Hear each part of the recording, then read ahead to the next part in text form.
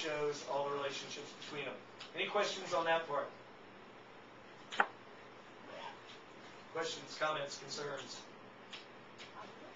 Compliments? I'll take The it. colors are very pretty. Thank you. I like that. You're very pretty.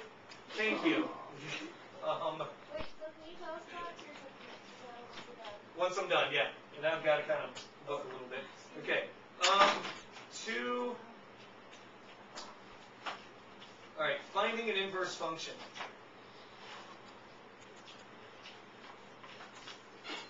Now I've got to give you some algebra. That's easy. Look to see if it's sideways. Look to see if it's sideways. Okay, not finding it like locating it on the drawing. Finding an inverse function given Oh, that's hard. I don't know. a regular function. Okay. A couple of algebra things here. Means I need to go to this one. All right, here's where the actual algebra gets annoying. So far, this has all been visual and not that rough. All right, if I start with, for example, f of x equals 3x minus 5. All right, what is f of x equals 3x minus 5? What is it graph? Is it actually a function? What's it look like? It crosses the y-axis at -5. Crosses y-axis -5, good. And the slope is 3. It's got a slope and a y-intercept. What are we looking at? We're looking at a parabola? We're looking at a cubic? It's a line. It's a line. Thank you. Layla remembers last semester. This is a line. That's a huge accomplishment. All right. In order to find the inverse, in order to find if there is an inverse function,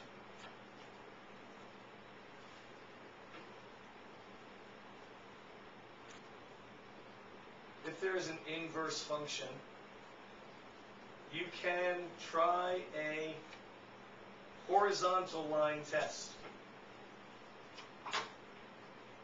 Here's what that means. Okay, pay attention to this part. If you've got, let me start erasing all this. If you've got, what did I say, y equals 3x minus 5? Okay, I got a line here. Does this pass a vertical line test? Yep. Okay. Now, does it pass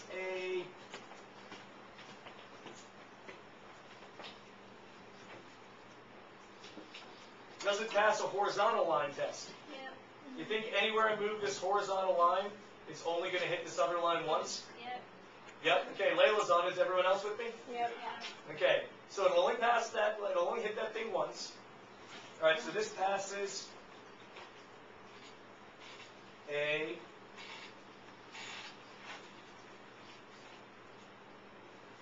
all right, so if you think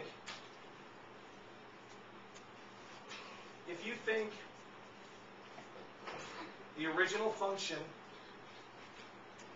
passes a horizontal line test, then its inverse, when you switch the x and y, will pass a vertical line test. Okay, here's the important part. You can always switch the x and y. You can always switch the x and y and you'll get something, like we just did a minute ago. Okay? A minute ago, we started with this parabola, we switched the x and y, and we got this parabola. Problem is we did not get a function. Problem is in math, we're mainly interested in inverse functions. So, what we get is, if you think a function originally passes a horizontal line test, then its inverse will pass a vertical line test. So you can also check that. I could have looked at this parabola and I could have said, it fails a horizontal line test, its inverse will not be a function. If you're looking at a line though, you invert it, it will. You will get a function when you invert it. Okay. The inverse function gets its own notation. The inverse function is, this is really annoying, is written like this. Take a look at this notation for a sec.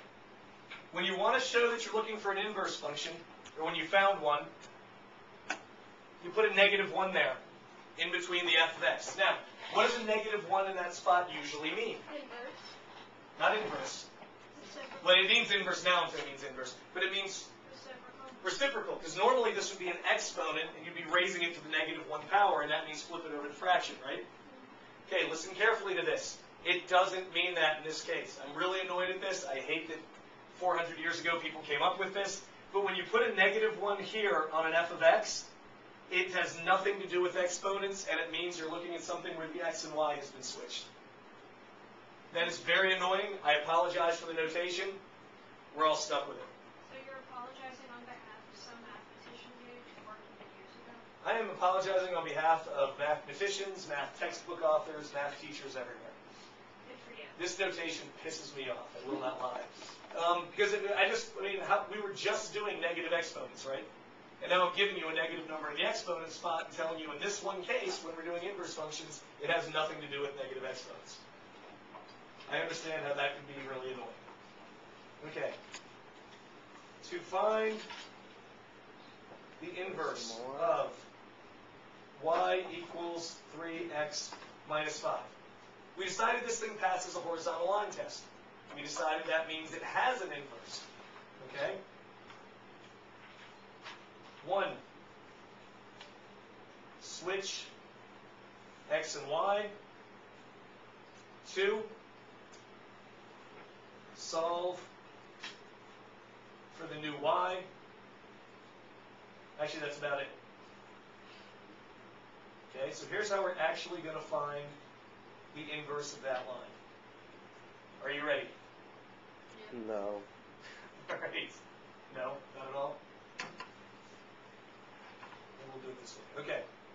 We start off with f of x equals 3x minus 5. We change it to y equals 3x minus 5. Then we... Yeah, it's the same thing. But you're going to be given it in function form, but you're going to want to manipulate it with x's and y's. So then we find the inverse relationship, which is x equals 3y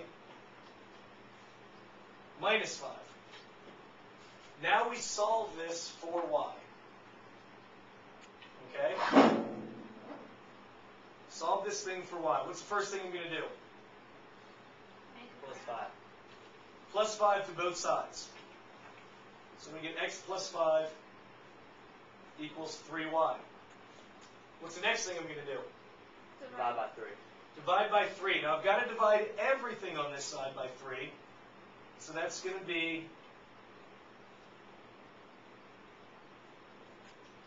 good Lord. Type. You could rule the world. I could rule the world. So divide everything over here by 3. I'm afraid it doesn't work that way, but it's nice to dream. It is nice to dream. And now I've got y equals a fraction x plus 5 over 3. And my last step is to use this new annoying notation.